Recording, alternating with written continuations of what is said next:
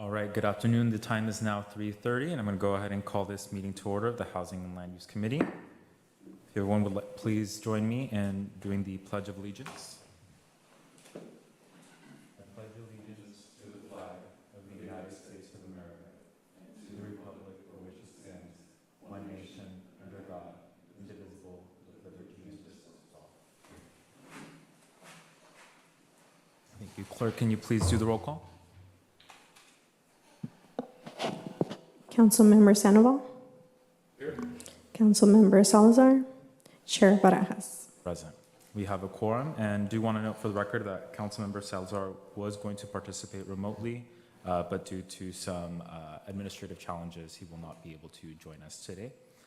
That being said, we will move into general public comment. General public comment is generally limited to 2 minutes per speaker, and the chair may further limit the time for public comments depending on the agenda schedule. Are there any individuals of the public that wish to make a general public comment at this time? Hi, Peter Zalai, candidate for mayor. I just wanted to make a couple of comments on the last few meetings that the city has had, and I'm wondering whether they're properly noticed to the public. I think today was supposed to be a city council meeting, and then it got changed to the 6th when we had that morning meeting.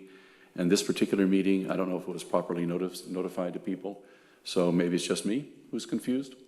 So that's the first comment, is I'd like to make sure that the meetings are properly noticed. The second comment is, this is the Housing and Land Use Committee, and my understanding is that there is a parallel committee in existence that is the mayor's ad hoc committee on housing. And I would like to know what that committee does, how does it interact with this committee, and why do we need a, what looks to me to be a semi-secret committee? It is not covered by the normal accountability and transparency rules of the standing committees.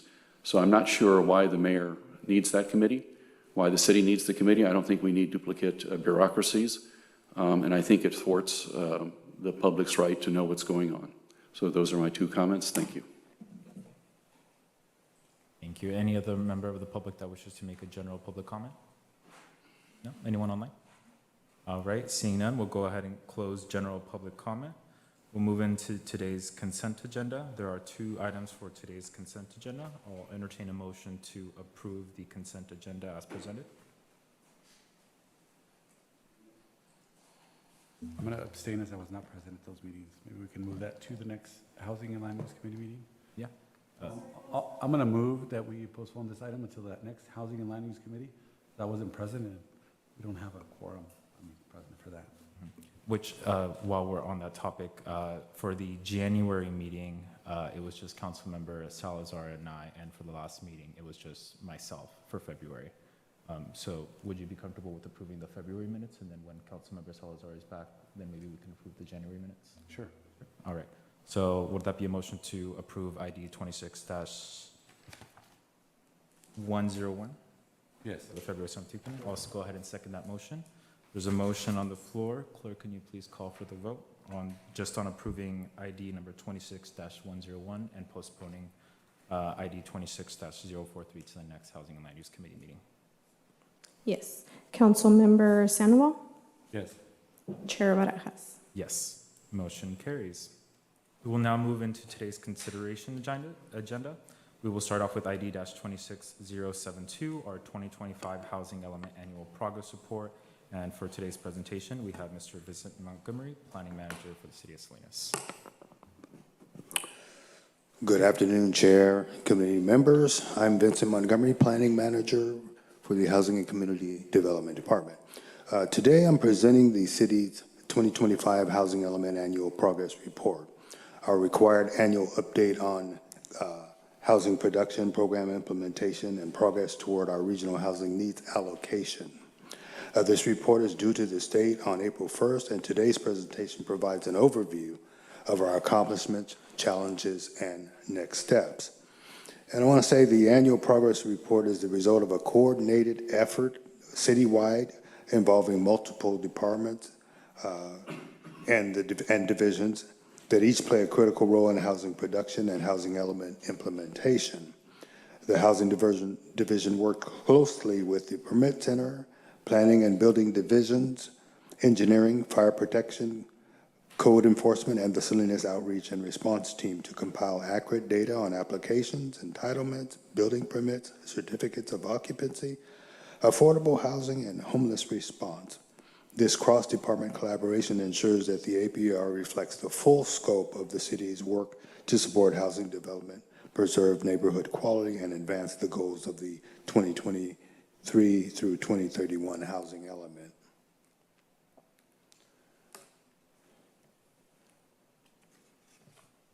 So this slide that's showing is the annual progress report, or APRs. It shows that the APR is a statutory requirement under Government Code Section 65400. It documents the city's progress implementing the 2023 through 2031 housing element, including production, permitting activity, and program implementation.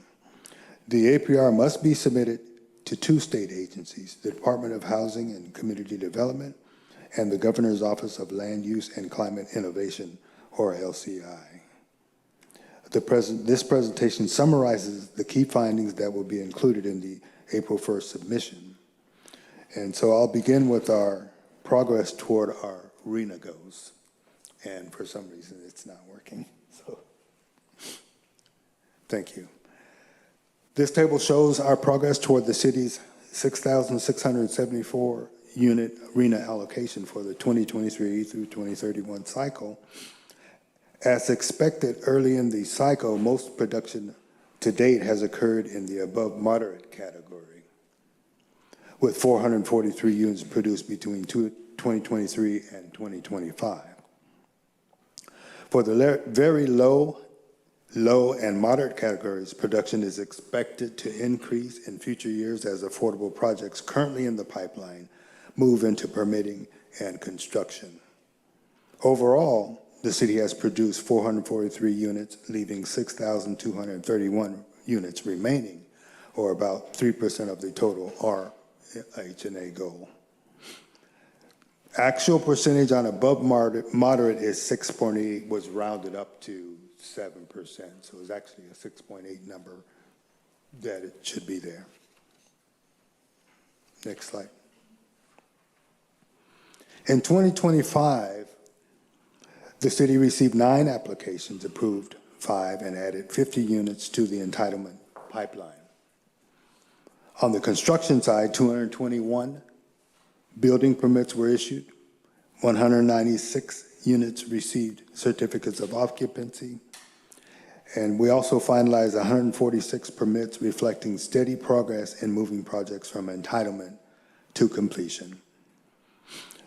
We approved 6, but one of them was withdrawn. None of which were approved were submitted in 2025. All applicants approved were from 2022 through 2024, which is the 50 units that you see allocated under applications. Building permits issued, 214 were issued, 221 total units. Finalized in 2025, they were issued in 2025. And certificates of occupancy, as you can see, finalized 146 of the total 196 units.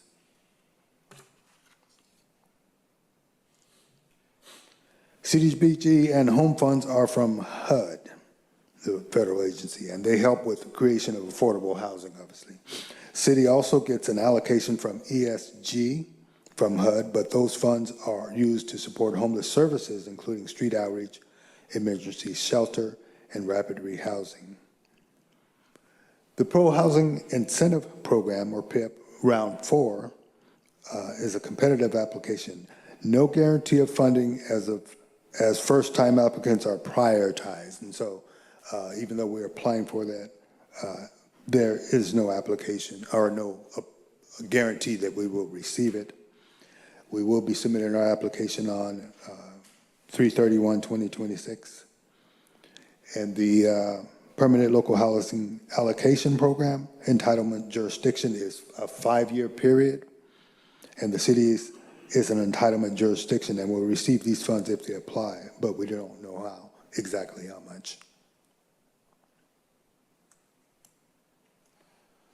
I'm So the sorry. housing, Could you clarify that statement again one more time? yeah, on which one? The last one on PLHA? Yeah, it's an entitlement jurisdiction, a 5-year cycle. But we still have to apply for those funds. But even though we apply, we don't know exactly how much we will receive. Thank you. And this slide is the future growth area. The housing element identifies 3 major future growth areas: the West Area Specific Plan, the Creek Bridge Area Specific Plan, and the East Area Specific Plan. These areas represent the city's long-term capacity for new housing, including opportunities for mixed use, mixed income, and master plan development. The only tentative map that has been approved is Baranda Phase 1. And for the 427 dwelling units, that's the Baranda one, right at the bottom of this slide. All of the other subdivisions are in various stages of tentative map review. The future growth area is intended to be a walkable community with smart buildings, green buildings, smaller lots, and smaller dimensions. And so it will probably look different than some of the other more recent developments that have occurred in the city. Many of these projects are being submitted under SB 330. Additionally, through density bonus, waivers and concessions are becoming more popular. The City Council is responsible for making the final decisions and approvals of the maps. In terms of affordability, applicants submitted for the future growth area are all private developers. Developers are subject to our inclusionary ordinance, meaning that if they have 10 units or more, based on the composition of the development, they rent, sell, or both, then they are required to have a certain percentage of set-asides for affordable units. Developers do have the flexibility and can opt out of providing units if they choose to pay rental impact fees or in lieu fees. And so the income levels are very low, 30 to 50%. Low is 50 to 80% AMI, and moderate is 80 to 100% AMI. In addition to the long-term growth area, next slide, we continue to advance infill housing throughout the city. And this slide highlights 12 infill projects across the city representing a mix of affordable, market rate, senior, and permanent supportive housing. These include Chispas Senior Housing at 376 Alvin, Eden's Housing, 100% affordable project at 855 East Laurel, and multiple city-owned sites positioned for mixed income development. And then Hackham's Permanent Supportive Housing at 1030 Fairview and Chispa's low-income housing ADUs on Fremont, Carr, and Abbott. These projects demonstrate the city's commitment to infill development and efficient use of existing land. And then the ones that are marked TBD are city-owned lots where the developer is yet to be determined, and no active construction on or projects are on those TBD lots. City staff are working on identifying funding to search for a developer and beginning pre-development work on each of those.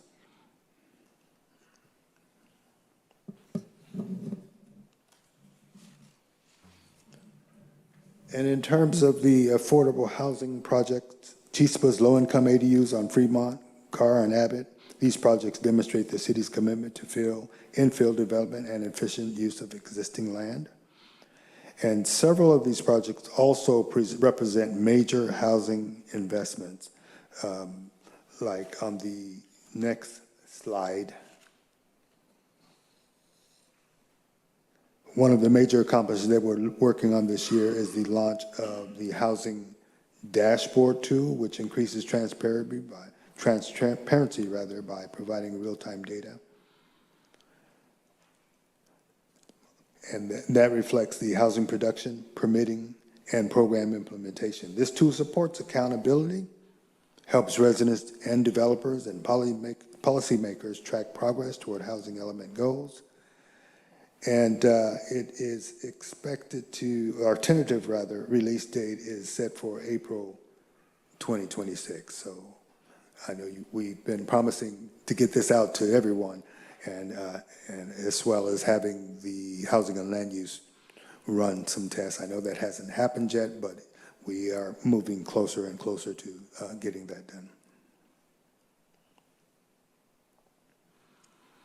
Code enforcement continues to play a critical role in maintaining safe and healthy neighborhoods. In 2025, the division opened 1,721 cases and closed 1,557, an increase in closures compared to 2024. The before and after images illustrate tangible improvements achieved through enforcement and compliance efforts, as you can see from the pictures on the left to the pictures on the right.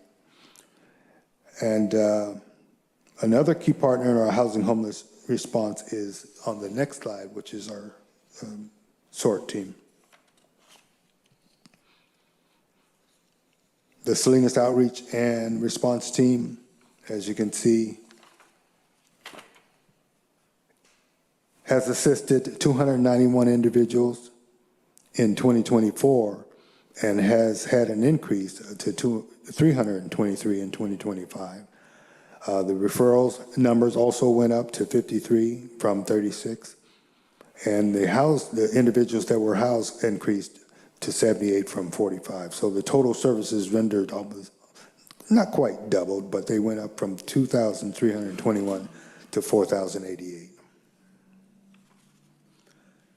So the next steps is the City Council consideration on, which is scheduled now for March 24th, 2026, and then the Summit 2025 Housing Element Annual Progress Report to HCD and LCI on or before April the 1st, 2026. Our recommendation, or our request rather, is that the Housing and Land Use Committee recommends City Council approval of a resolution accepting and authorizing the submission of the city's 2025 Housing Element Annual Progress Report to the city or to the California Department of Housing and Community Development and the Governor's Office of Land Use and Climate Innovation as required by Government Code 65400. I'm open now for questions. That's the end of my presentation. Thank you, Mr. Montgomery. Councilmember Sandoval, do you have any questions? Yes. So a little bit earlier in the presentation, you said that we have had submissions of maps for all areas now? I'm sorry, clear. You mentioned that the maps for all areas except for the Baranda or one of the areas have been submitted, is that correct? No, they've all, the only one that's been approved is the, you want to go back to that? Yeah, approved, but I mean submitted. I thought I heard you say that they've all been submitted and they're in different stages. They are all in different stages, yes, but the only one has been approved. Okay, but so no other maps have been submitted even for review? Not to my knowledge, no. Okay. Do we know, and are we in communication with those developers to find out what their ideas for submission of those plans are? Oh, constantly, yes, and obviously that's in the permit center's purview, but if there's additional clarification you'd like, I can reach out and get you that. But I do know that there's some almost daily contact with developers. They have meetings online and sometimes even in person, whether they are have already applied or are still in the process of applying. So, yes. Yeah, I'd like clarification if you can find out on those specific areas at what stage they're at and when they plan to submit those maps. Okay. Specifically, and then, some of those parcels that are, where those areas are, some of those developers don't currently own them yet. It's still held by farmers. So I think that's the conversation around housing. Sometimes the city gets blamed, well, you're not building housing. But I think there needs to be an update from the developers to find out what stage they're in, if they actually own the property and when they have plans, and if they're ready to actually start building and have finances to do that. So if we can get information on those from those developers, that would be helpful. I'll follow up with Permit Center and get some information. We'll get it out to you. Yeah, thank you. And then, yes, just I want to reiterate, I know you mentioned, that, we'd like to see the program before it does get launched to be able to provide some feedback. And so looking forward to that because April is right around the corner. Yeah. Another question. Have you heard of, or is there an opportunity for the city council to pass an ordinance? I know that, for example, with Stonebridge Homes, they were able to do a separate private agreement with some of the housing advocates to build affordable units along the path. If it's a 10-year plan and they're building 100 houses a year, then they were committing to building 10 per year of affordable units. Because as you know, developers aren't required until they've completed the project to build those affordable housing units. So have you heard of ordinances that would require developers to build affordable units at the same time or proportional rate as they're building the market rate homes? I have, not here, but obviously those types of arrangements can be made. Sometimes they are driven directly through HCD, the state agency, in terms of building affordable housing. I don't know if you remember the No Place Like Home developments that we funded. Again, not here, but I'm from Fresno, and so we were heavily involved in building affordable housing through state housing community development initiatives. So yes. Okay, yeah, if you can give me some information on that as well. And then I know that the decision to be able to pay in lieu fees, is that a state requirement, or is that something that could locally be adopted so that developers would have to be required to build those affordable units?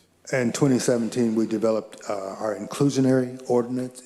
It is actually up for revision now, so some of those conditions might change, but that is actually the in lieu fees and are a condition of the inclusionary ordinance. Whether or not that stays is up for, it's being discussed right now because we have to renew the inclusionary ordinance, but that's a condition of the ordinance, not necessarily state-driven.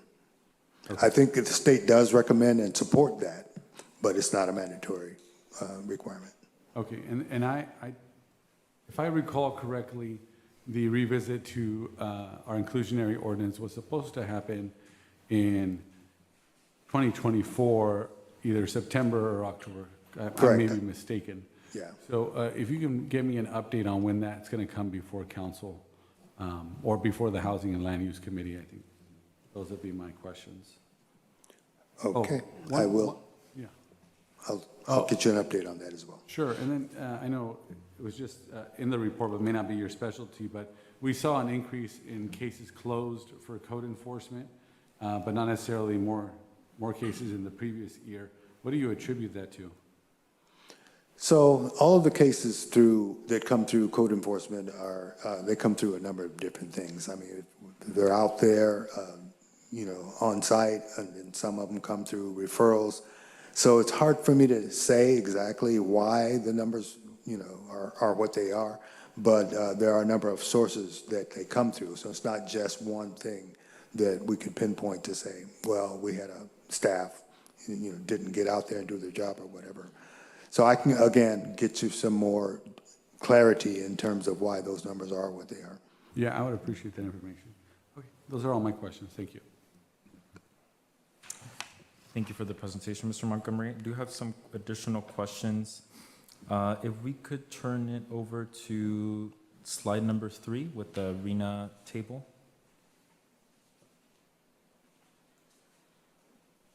A few slides back, please.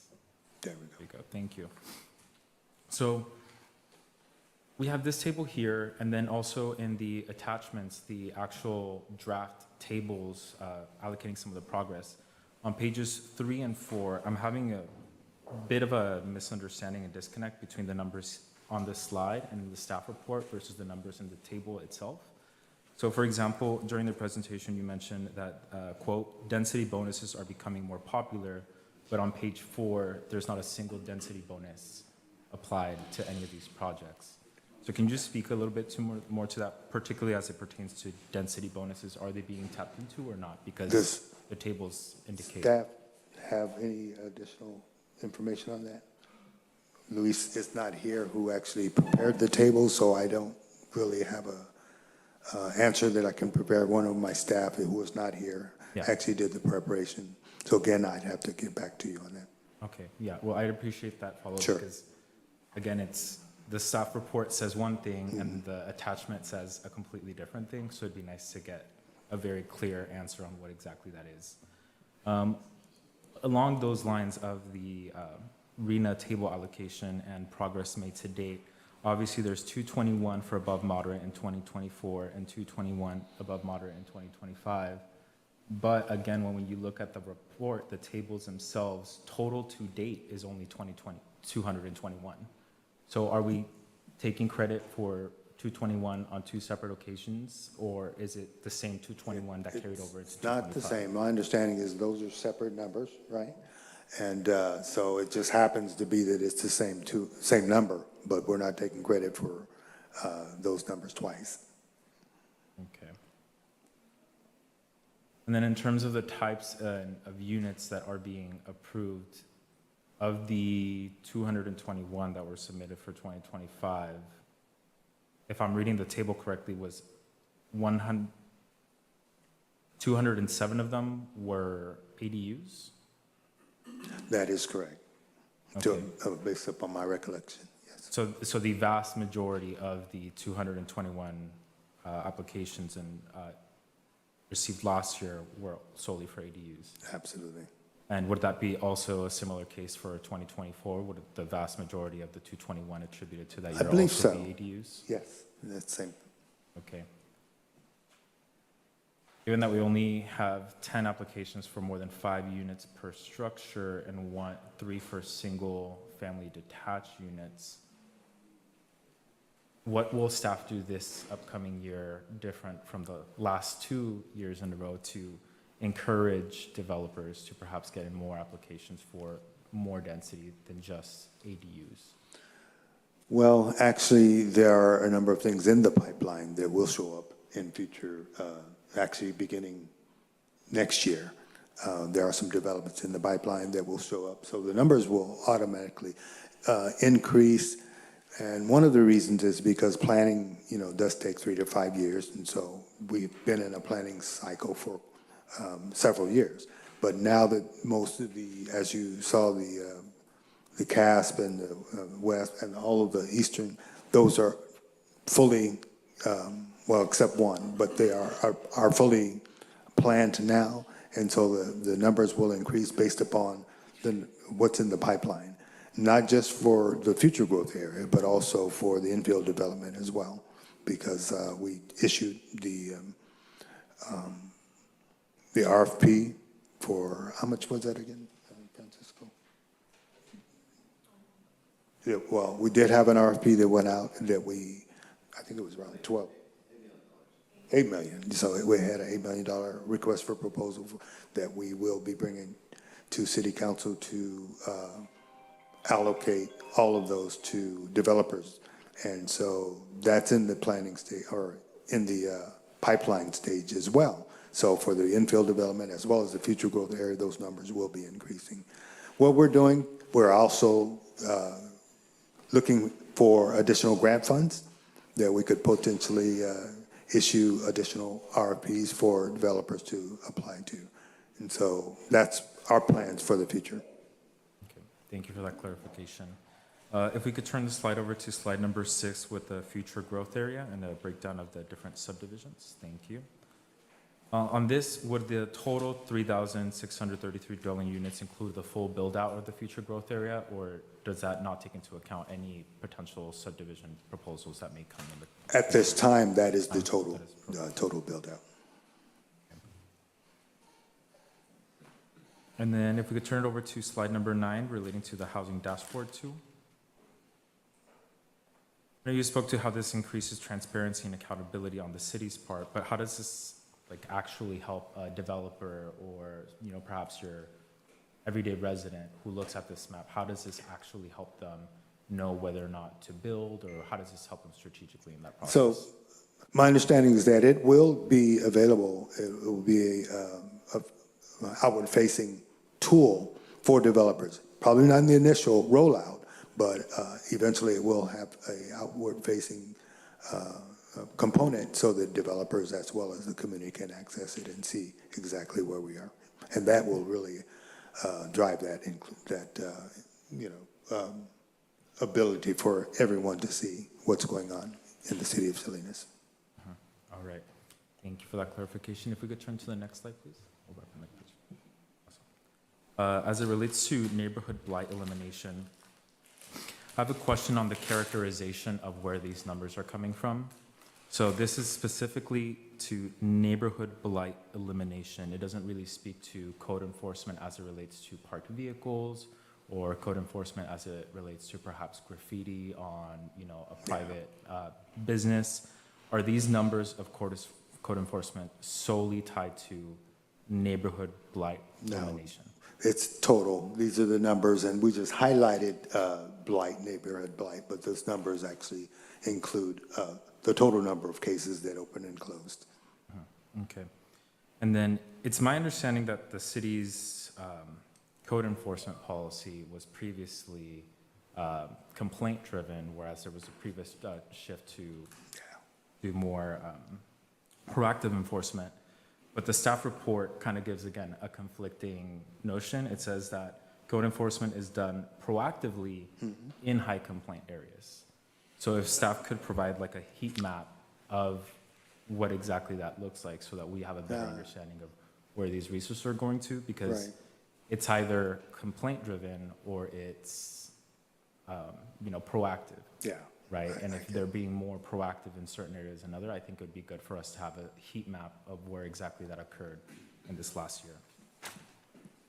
Point well taken, and I will relay that information to our leadership, and we'll get some feedback to you on that as well. So thank you. And next slide, please, as well. On this slide, there was a great deal of increase in services delivered from 2024 to 2025, with a relatively similar account and fund balance for that particular program sort. To what would your team attribute this rather substantial increase in services while maintaining the relatively similar amount of staffing capacity? I was going to say staffing, but I don't think that's completely accurate. It's gone up and down, and if you look at the timelines as well, there may have been a lot in one period of time when we were fully staffed, and then, they're falling off. Recently, we are beginning to fill some of those vacant positions. So moving forward, I know that wasn't your question, but moving forward, we will be fully staffed, and you should see an additional increase in 2026. Okay, thank you for that. And then for this one as well, it would be nice to also get a heat map of like where exactly these individuals are being contacted. Like, is it primarily Chinatown and or the Natividad Creek area, or is it other areas where it may not be immediately as obvious to us as council or the community about where these services are being I concentrated? agree. All right.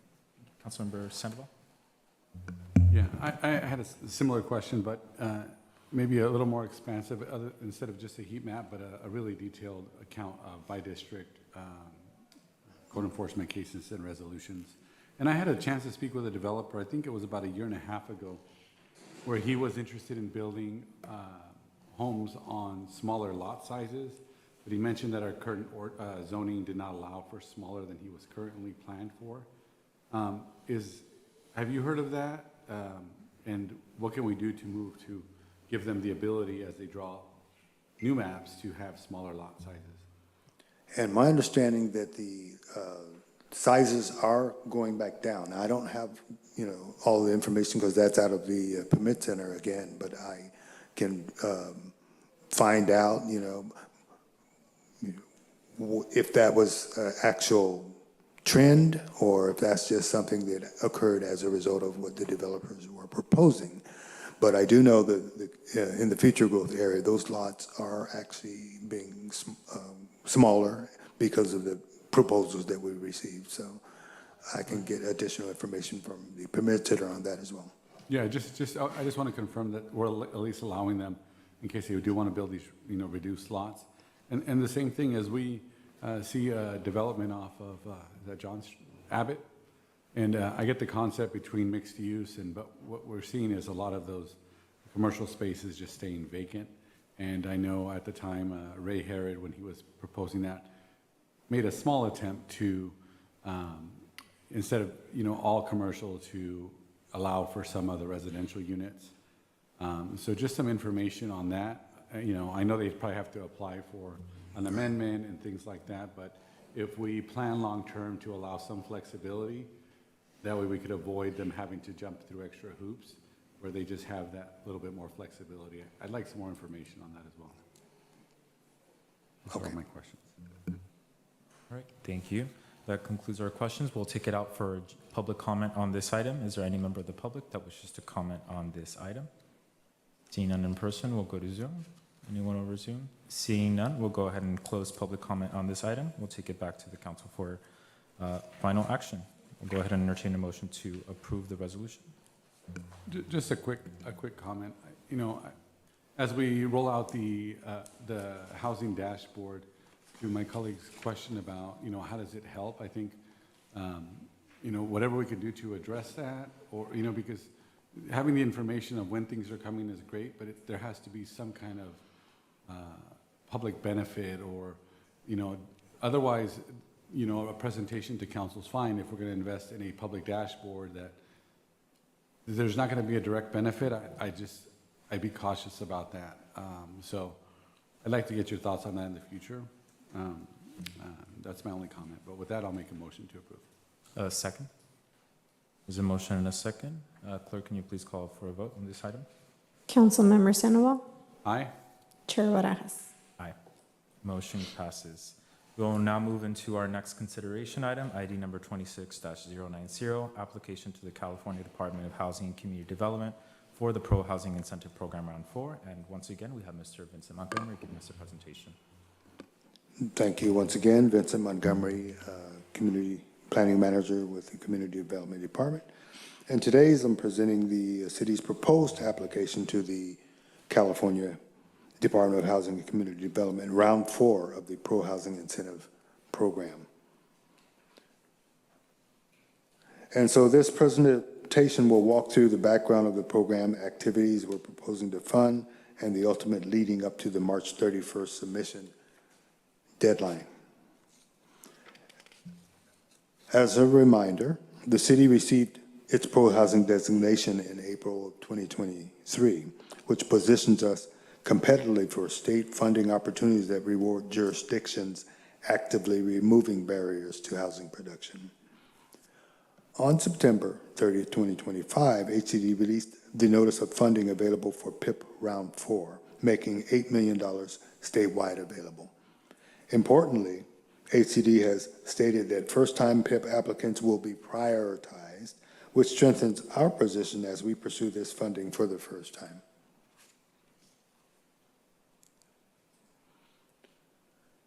Under the state allocation formula, the City of Salinas is eligible to receive up to $1.25 million in PIP funding. After reviewing the eligible activities category, staff is recommending 2 targeted investments that directly advance the city's housing and homeless response goals. The first activity is Activity 6, rehabilitation of the El Rey Motel, which would support its conversion into transitional housing for individuals experiencing or at risk of homelessness. The second activity, Activity 9, funding to support the city's mortgage down payment assistance program, which helps low and moderate income households access home ownership. Together, these activities address both immediate housing instability and long-term affordability.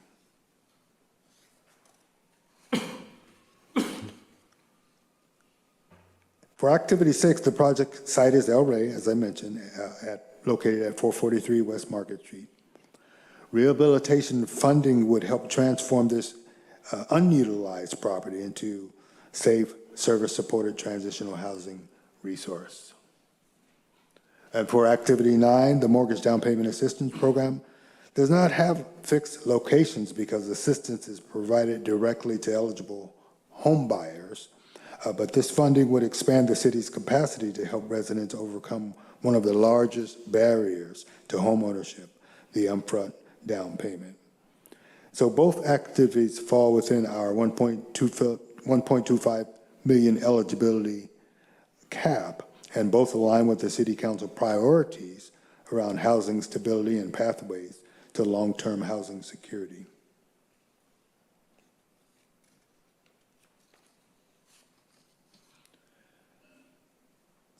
HCD released the NOFA, as I mentioned, on September 30th, 2025. This timeline just shows that today, March 10th, the Housing and Land Use Committee is considering the recommendation application package. The item will obviously move to City Council on March 24th, 2026 for final authorization, and the application is due March 31st, 2026, giving us a narrow but manageable window to finalize materials. HCD anticipates issuing award notifications in June of 2026. And so this timeline ensures the city remains competitive, supports a complete, timely application.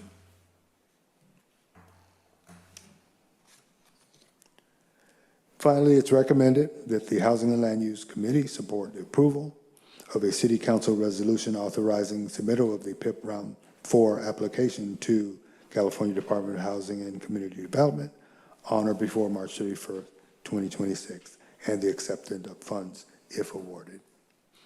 That concludes this presentation. I'm open for questions.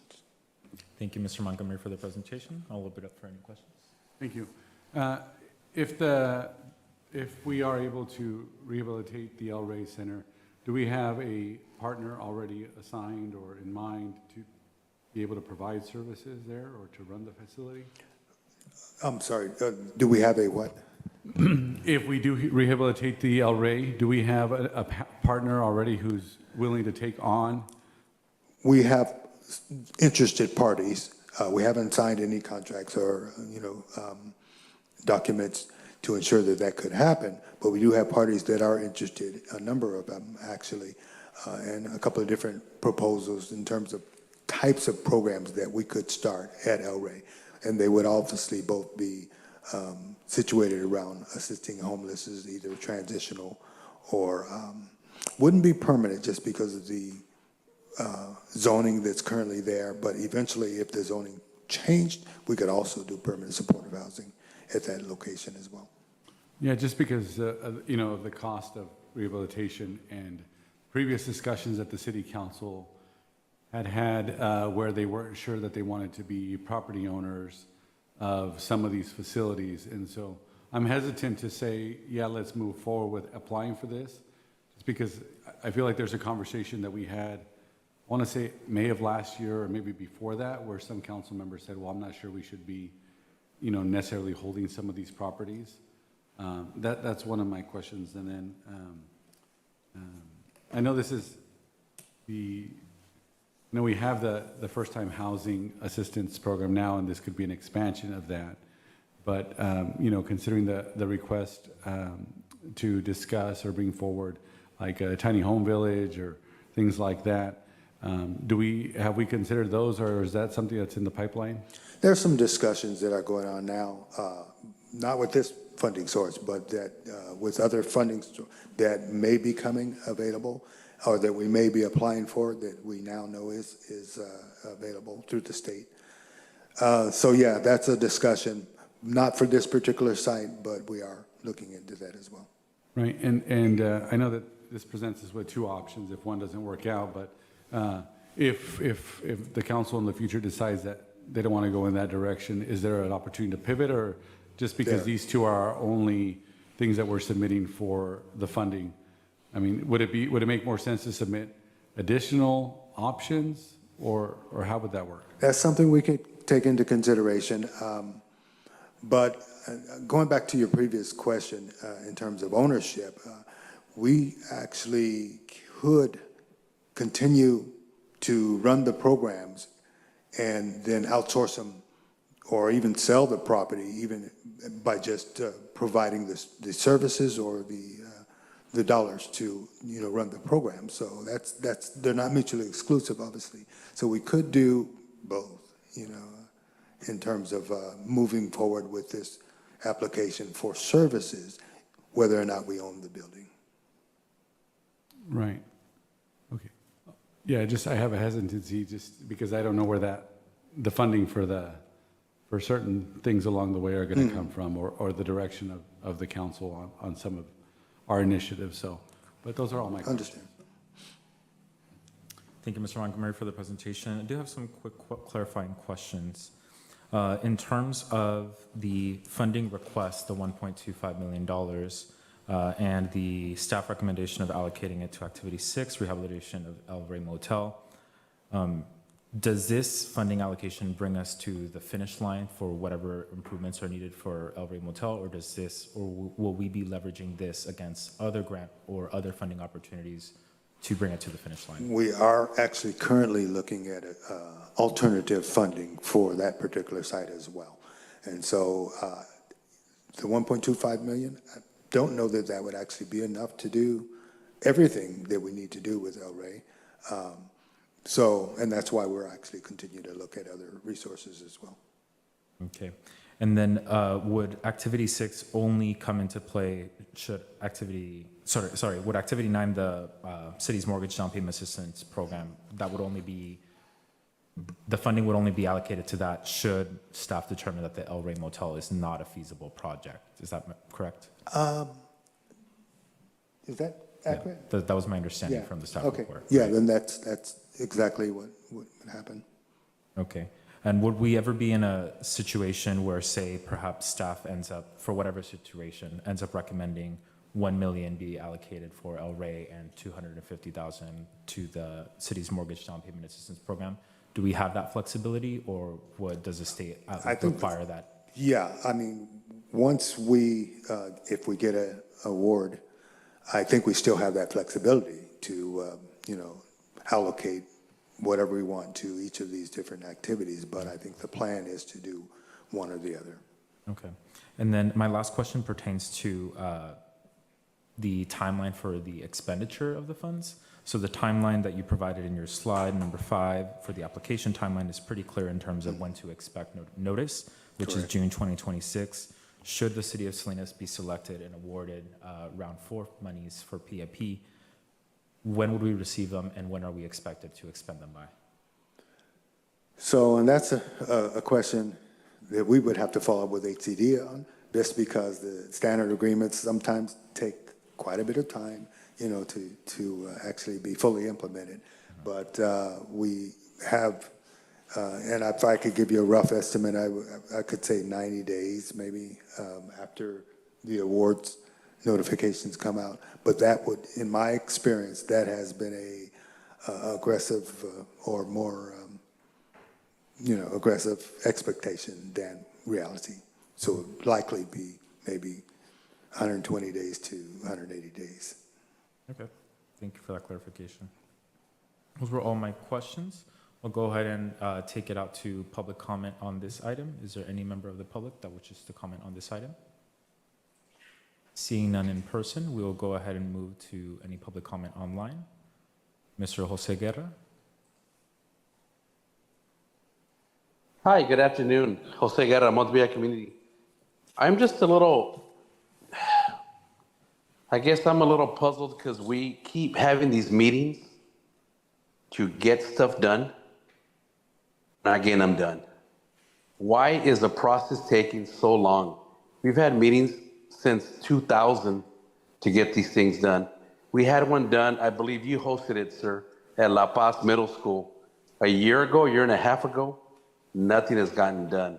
Why are we not getting the housing stuff done? Why haven't we built any housing? Why are we rebuilding motels that we should have rebuilt a long time ago?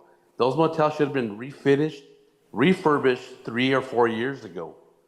Why is it taking so long? Where is the money? I see a lot of money being invested there, but I don't see it being allocated in the correct areas.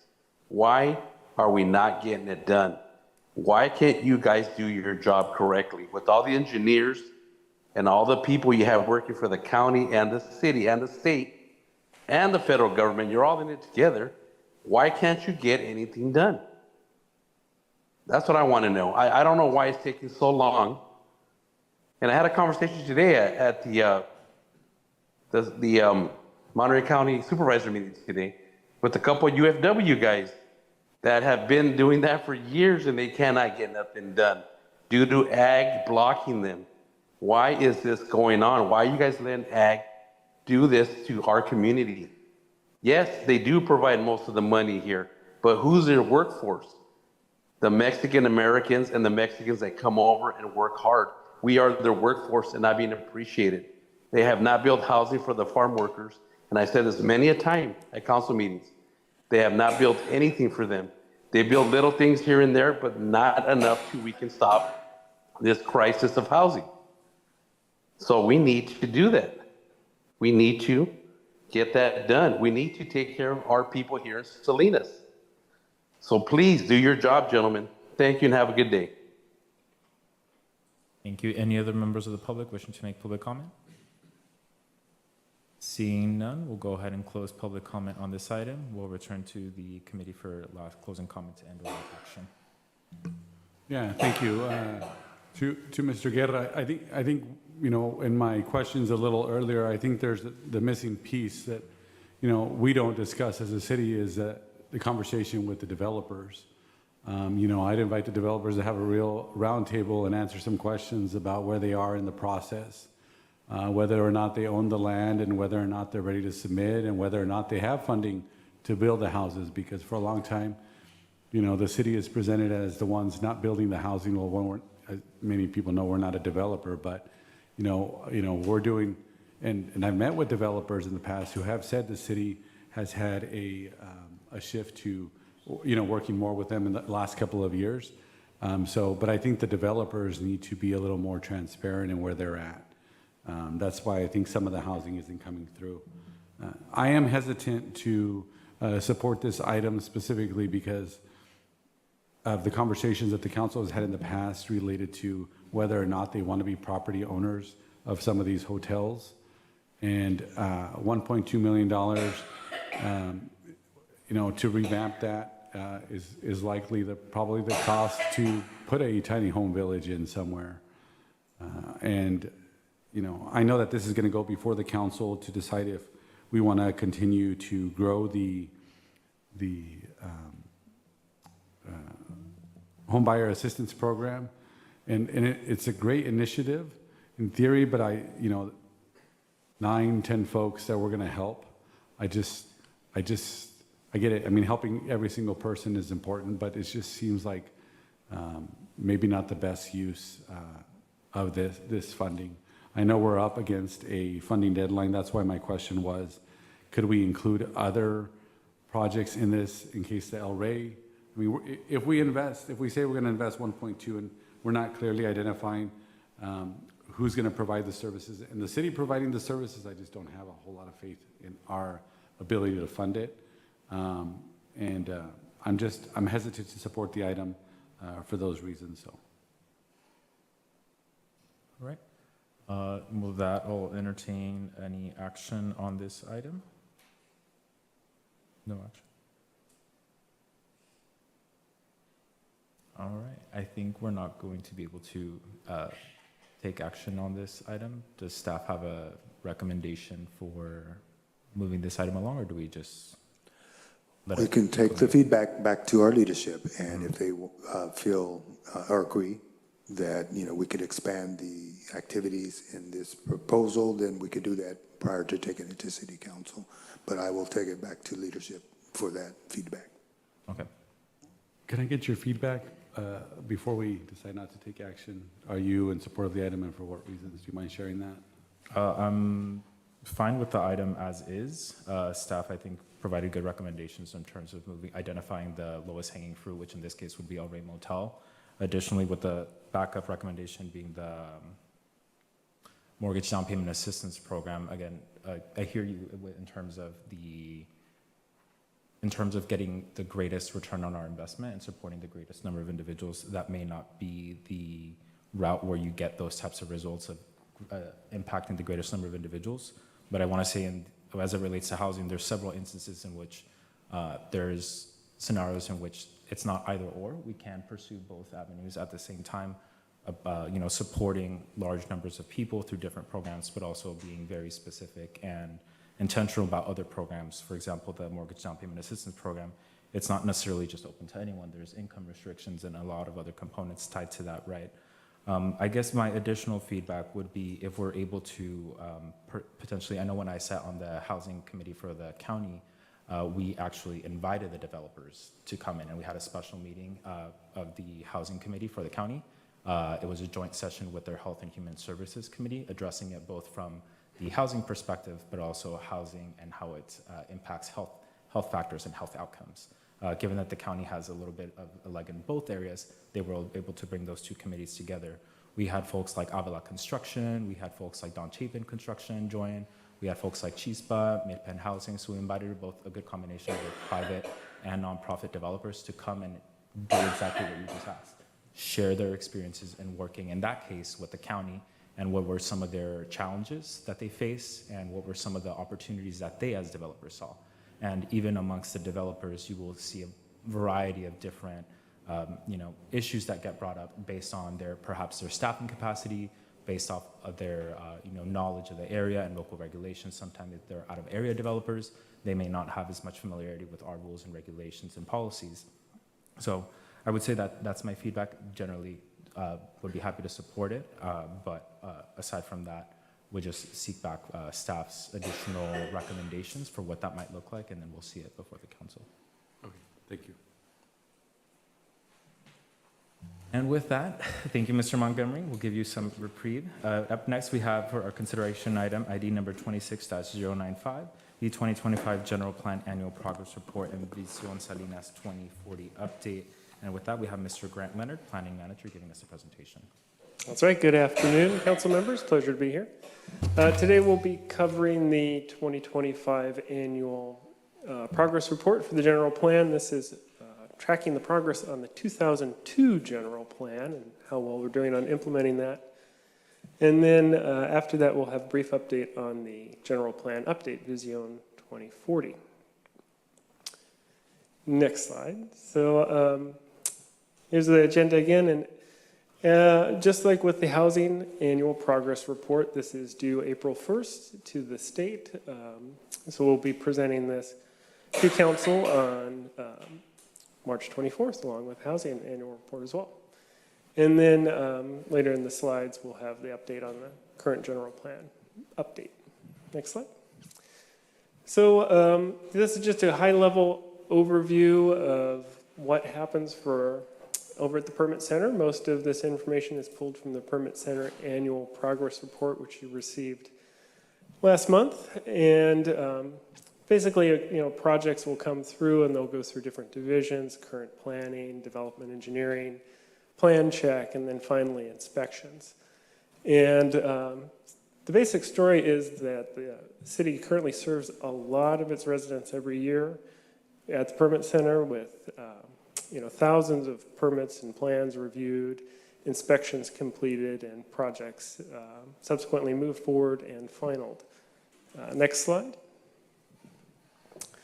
And this is the result. So we have new businesses opening up throughout the city, such as Raising Cane's and Northridge Shopping Center. We have recently approved the Chick-fil-A on Market Street that's not photoed. In February, we presented to council about the Chinatown pre-development work that we're doing. We have work progressing on public safety, such as the March for Peace there. We have physical improvements to the transportation network, such as the new crosswalk on North Main, as well as projects that are still in construction, such as Baronda Road, and projects that are in the planning stages, planning and design stages, such as William Road's improvements and John Street's safe route to school. And then further business development there on South Main, where empty, vacant commercial space is then repurposed into, in this case, a gym. Next slide. And last year was really an excellent year for our Library and Community Services Department. We have Williams Ranch Park, Ensign Park, the Steinbeck Library had improvements made. Northgate Park, and then, of course, the Hebron Family Center, which was reopened after 5 years, fully reconstructed, and it has new and expanded programming. So that's it on the annual progress report. Shifting gears to the update, the general plan update. Last year, we released the first public draft of the plan, which has most of the elements featured there. We're still working on a few things for the general plan update, including the economic development element, the climate action plan, and the environmental impact report. But those are in draft stage at this point and will be released this spring. We also completed several study sessions to council and planning commission last year, and kicked into high gear on the shareholder engagement for the economic development element. And then really made a lot of progress in getting the material out to the public and starting the public engagement. And next slide. Leading us to where we are now, first quarter of this year. Just this last Saturday, we had a large open house on the general plan update at the Steinbeck Center. We continue to have updates on the general plan to our various boards and commissions, such as the Airport Commission, the Historic Resources Commission, the Public Art Commission, etc. And that'll continue through this month. And then having received public comment on the draft plan, we're going to revise those chapters and then re-release it for additional public review along with the economic development element, the climate action plan, and the EIR, the environmental impact report, later this spring and into summer. And then over the course of the summer, we'll do more public engagement on those new elements that have been released in the revised draft plan. And then moving into quarter 3 and quarter 4, we start the approval process for the general plan update. And then simultaneously, we've started the zoning code update. And so that started last year in June. And we are preparing the first phase of zoning code amendments, targeting this June for adoption. And that's a long process. Updating zoning code is required when you update your general plan. And we have taken the approach of having 3 phases to that update. So phase 1 would be completed this June, and then phase 2 within 6 months of the general plan adoption, and then phase 3 by 2028. It's the larger, more complicated phase. Next slide. So this is the motion that will go to council on the 24th of this month, and that would be to approve the resolution accepting the annual progress report and authorizing its submittal to the state.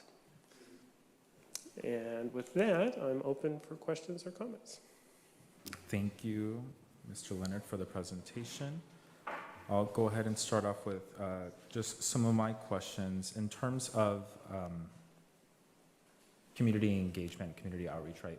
There's plenty of opportunities for the community. There will be plenty of opportunities for the community to continue to engage, not just specifically on this item as a standalone session, but it will also be presented in other committees and bodies. If you could just speak a little bit more to those efforts.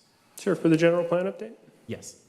Yeah, so to date, we've done a large number of outreach in the last several years, 23 workshops, we had a steering committee, we've had pop-ups, and we've partnered with community-based organizations to reach folks who might not normally be engaged in a technical process like this. And then, as I mentioned, we're presenting to the city's boards and commissions. We're holding community meetings like we did on Saturday. We'll be doing pop-ups.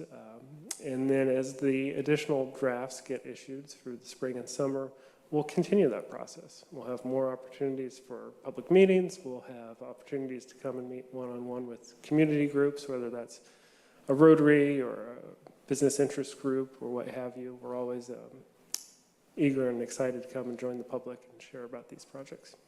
Awesome, thank you. And then as it relates to the climate action plan and the environmental justice element, would those largely be tied hand in hand, or does one come before the other? And what's kind of the difference between the two elements in terms of actual implementation of the general plan? Sure, so the climate action plan is a document that helps the city meet the state's climate goals, mostly related to reducing greenhouse gas emissions. And for our city, that's primarily, and really throughout the state, that's primarily emissions driven. So outlining strategies to reduce tailpipe exhaust, more greenhouse gases from trucking or personal automobiles. The environmental justice element looks more holistically at disadvantaged communities and how they may lack access to health care or be exposed to environmental hazards like pesticides or flooding, and then offers strategies to reverse those and overcome those challenges so that it's a more equitable playing field throughout the city. Thank you. Those are all my questions. Councilmember Sandoval, any questions on this item? Yeah, will the Vision Salinas General Plan Working Group be meeting anymore this year? There was an advisory group. The steering committee? The steering committee, yes. We have offered to meet with them. The steering committee has evolved over the years. Two steering committee members, for instance, are now on the council and the mayor. And then other members have changed positions or with different agencies. But with the remaining steering committee members, we've offered to meet with them one-on-one, individually, and then brief them on the progress. I'd probably request that we at least have one meeting with them, at least try to convene, whoever's left, and maybe reach out to the council members. I don't know if the new council got a chance to appoint members to those steering committees. I know I did, but that was way back. I'm looking at an email from 2023 and realized that my commissioner has since moved away. So that doesn't come in our appointment list that we get for updates. So I'd make that request that we do include that steering committee one more meeting and maybe give the new council an opportunity to appoint somebody. I think we were allowed one or two. I'm not sure. That would be a request. I don't know if Councilmember Barajas has had a chance to appoint somebody. We'll go ahead and take it out to public comment. Is there any member of the public that wishes to comment on this item? Seeing none in person, we'll go ahead and take it to Zoom. Mr. Jose Guerra. Yeah, good afternoon. Thank you. I do like these presentations. I do know that they do cost a little bit of money. I don't see a lot of progress being done, though. You guys do a lot of these presentations, and I'm going to go back to what I reiterated earlier on we do public outreach. I mean, you really don't. I mean, I get these invitations sometimes a day before, sometimes the same day. And how do you interact with people that are not tech savvy, that are not on their phones all the time? How do you reach out to them? How do you reach out to the other public people that don't understand how to use a computer or phone? You reach out to a generation that in this moment, in my opinion, this is only my opinion, they're not really ready for all this stuff. They're getting there. They're trying to get there, but they're not there yet. And the people that do want to engage are either working because your meetings are at 3 o'clock, 4 o'clock. They can't engage with you. You need to have these meetings seriously at about 5:30, 6 o'clock easy so people can come and join you and give you the correct input. Especially the people that don't speak a lot of English or the people that are not good, not even the English people, English-speaking people, my bad, even the elderly people that are not, like I said, tech savvy on these situations. You cannot really get them to help you understand all these things going on. And they need to know. They need to be informed. And I don't think we're doing enough community outreach, in my opinion, to get this done. So I'm really not happy by how they do the community outreach. We need to find a plan. And like Mr. Sandoval said, let's have a committee that will oversee that and, keep people transparent so everybody is engaged and able to express their opinion on these things. Thank you all. That's all for me. You guys have a great day and God bless.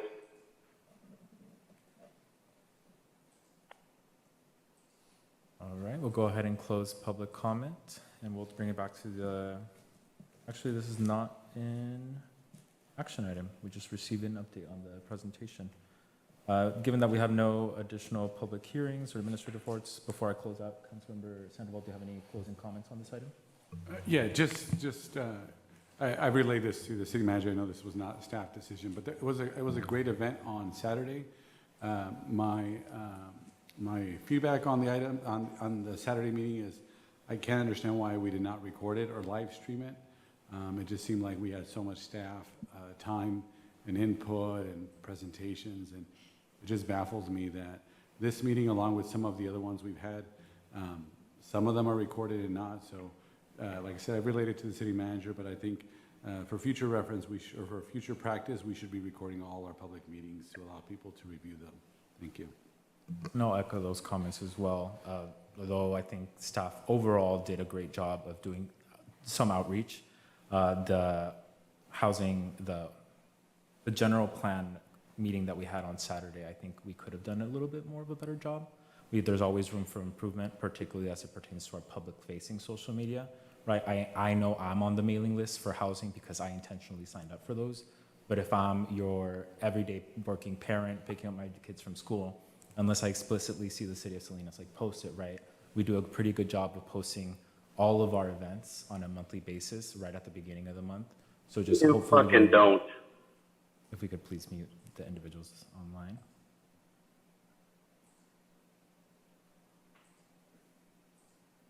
Yeah, those are my comments, right? Just if we could do, as we do more outreach for future events, just noticing a little bit more ahead of time, particularly as it pertains to our publicly facing social media, if we could just do a little bit better job of that. But aside from that, seeing that there are no additional items, we'll go ahead and adjourn this meeting at 4:41 p.m.